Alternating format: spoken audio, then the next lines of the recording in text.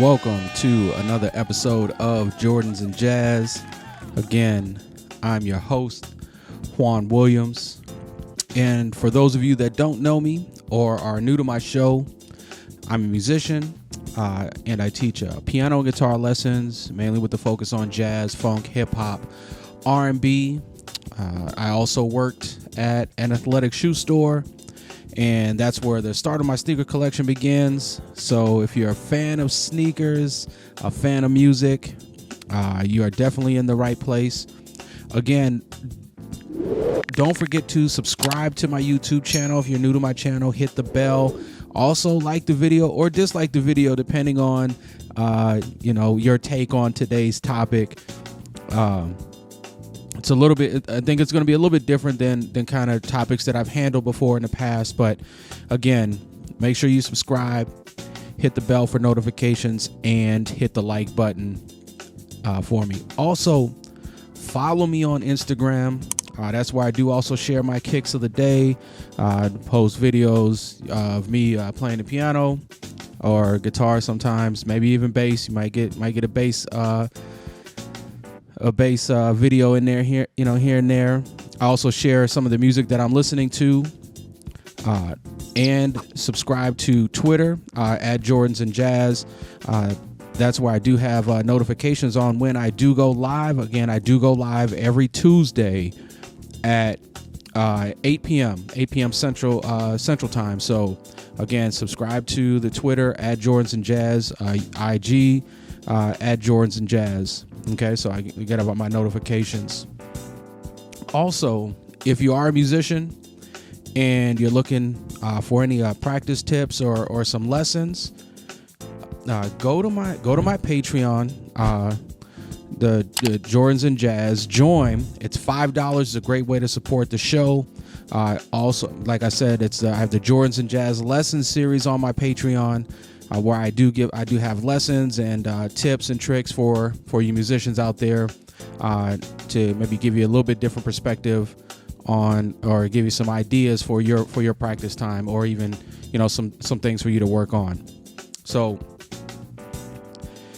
now today's show, I wanted to talk about censorship, and before I get into the topic, I wanted to share my kicks of the day, which are the Jordan 5 flight suit. I don't know, I guess it's just a Jordan 5 month going on. Yeah, I ended up getting, like I said, a couple Jordan 5s that just recently got released, and I took a W on Finish Line to get the broken backboard Jordan 5. So that's my kicks of the day. And so let's just jump into it. And so the garbage, but your kids don't live in the South Central. Hold on, I'm sorry. It was recently. That's a video I'm gonna show. We're gonna go over that video just a little bit later. But recently, it was the 32nd anniversary of Ice-T's The Iceberg, Freedom of Speech. Just watch what you say, okay? And it just so happened that this album came out 32 years ago, and some things going on in the news is Dave Chappelle, right? Dave Chappelle released a new comedy special on Netflix called The Closer, and that comedy special is not without controversy, right? There's a lot of people cancel Dave. Dave is this, Dave is that, and it just so happened. I mean, it just reminded me of how some things haven't changed, and really is cancel culture, is that really new, right? Like I said, everything just kind of comes back there. There's really no new idea out there, okay? And I remember seeing this album, and I was pretty young when this album came out, but I do remember seeing this in the record store, and I always I was wondering, I was like, what is Ice-T trying to say? Okay. And so what happened is that during the late 80s, rap music, or just music in general, the music started to become a little bit more controversial. Not just with hip hop, with rock music, heavy metal music, so music, lyrics and the content of music became a little bit more controversial. It was changing. And to me, no matter what, art has always been somewhat controversial. And why is that? People are controversial.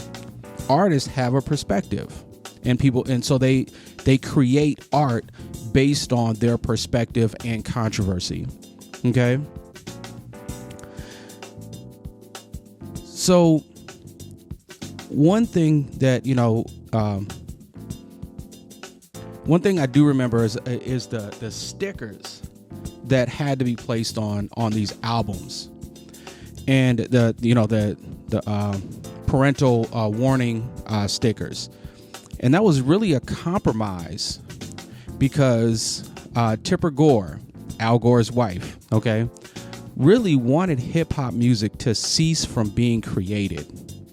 That was really her goal. Her goal was to make sure that there were no more hip hop albums being created. And one of the artists at the center of this controversy was Ice-T, okay?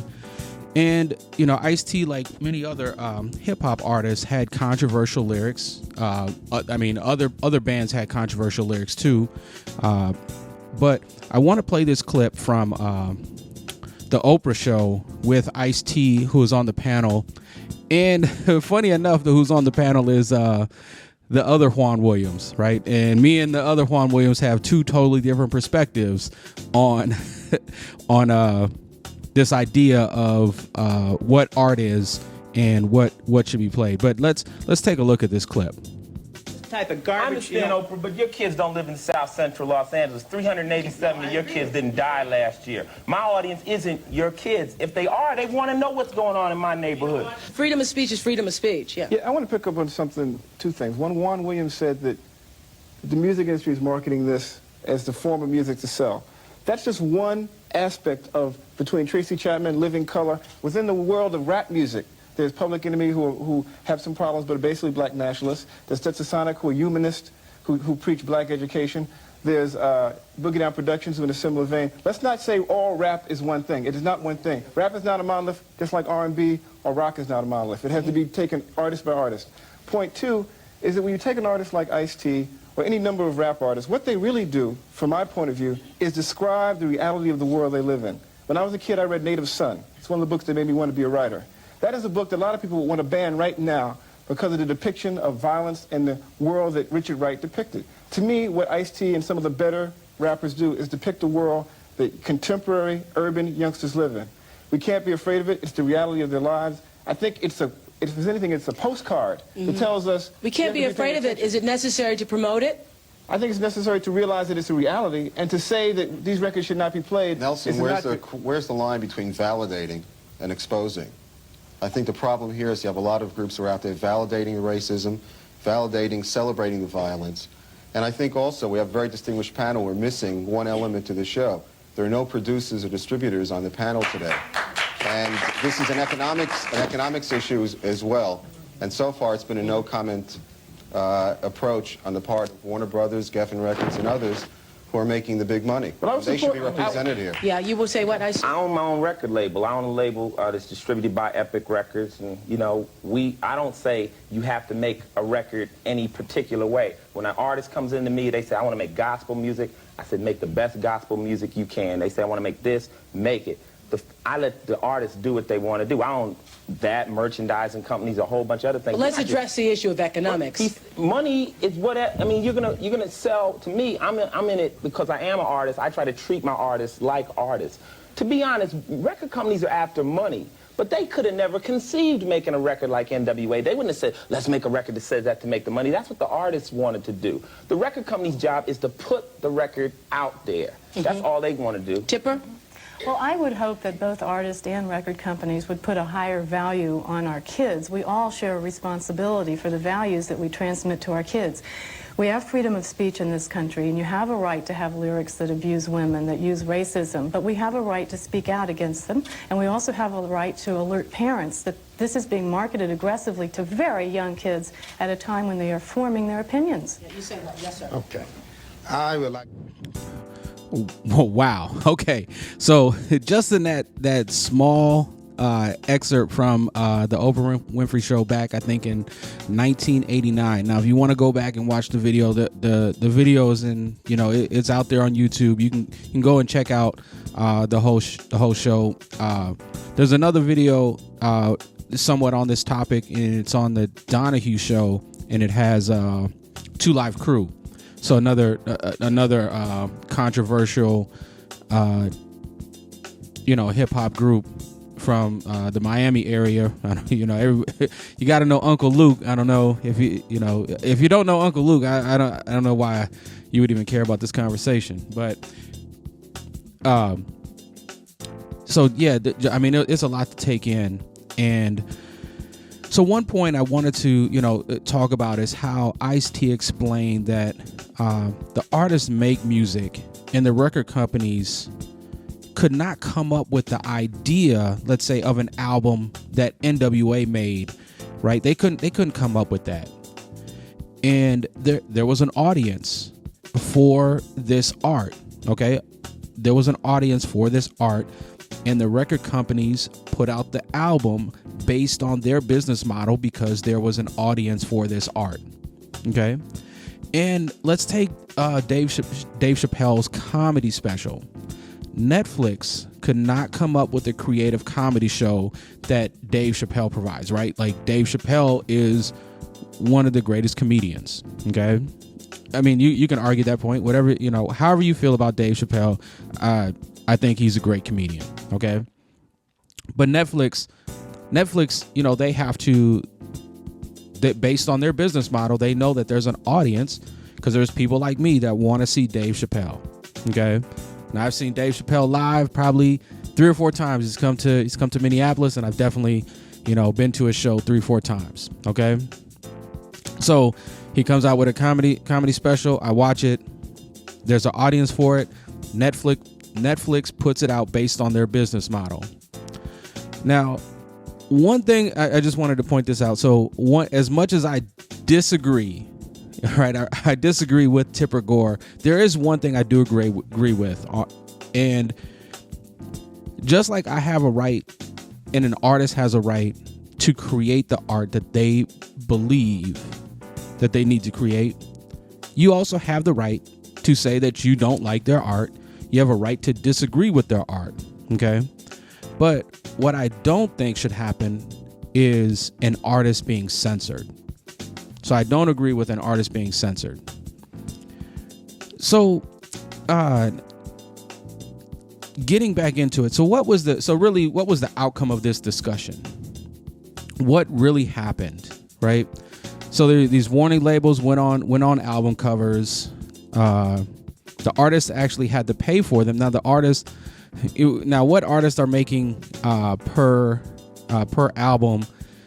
They had to pay for the sticker. They were really, like, I guess there's some part in the show where they talked about how the cost to produce the cost to put it on the album was was I don't know, it was higher than the cost to actually produce the sticker. But anyway, so the artists also had to pay to have the sticker placed on their album. Okay. Well, based on the pressure from Tipper Gore and her organization and similar organizations, artists did face economic pressure to change their art over time. What do I mean by that? What do you mean change their art? It seems to me like things are still controversial. They are, or things are, things kind of tiptoe the line. But what line are they tiptoeing? And at what point do they tiptoe the line of getting canceled? So artists, right, like they still have lyrics that are questionable, but those lyrics can only be directed towards people who look and act like them. Okay? Now, as soon as an artist crosses the boundary, they do face social and economic repercussions if their art crosses the line. What do I mean by that? I don't know if you've seen the Dave Chappelle special or something. I don't know if you've seen it, but essentially what he's saying is a hip hop artist can say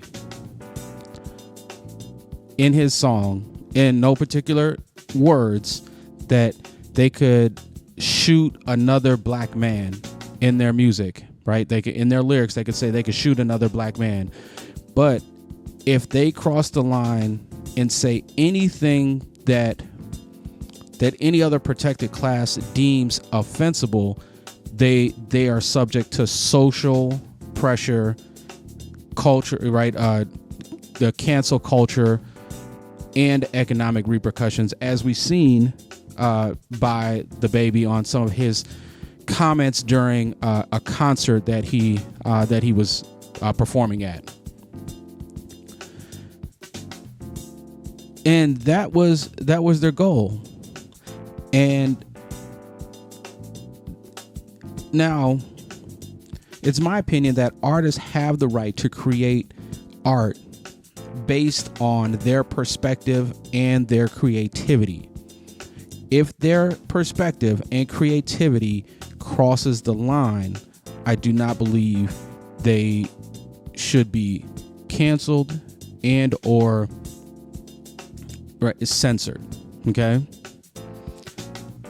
that's my perspective. I believe that artists have the right to make the music that they want to make. So let me know your thoughts in the comments.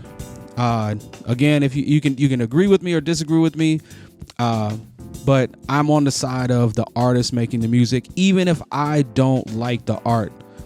Okay, even if I don't like the art.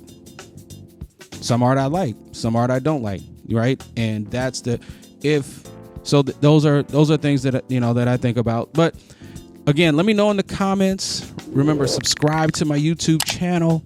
Hit the bell for any notifications. Hit the like button or hit the dislike button. If you disagree, leave a comment. Tell me what you disagree about on this topic. Again, follow me on Instagram. Share my kicks of the day. Also, some of the music I'm listening to. Maybe some of the music that I'm listening to might be a little controversial, or you don't like the lyrics in the song. Let me know. Okay. Also, follow me on Twitter. At Jordans and Jazz. Again, I do go live every Tuesday at 8 p.m., but I do send out notification when I am live on Twitter at Jordans and Jazz. And if you're a musician, join my Patreon for my Jordans and Jazz lesson series. Definitely got some good tips and tricks in there for you, some lessons. So check me out on the Patreon. And it's also a good way to support the show. Patreon is only $5. So just remember, keep your kicks fresh and your groove tight. Peace.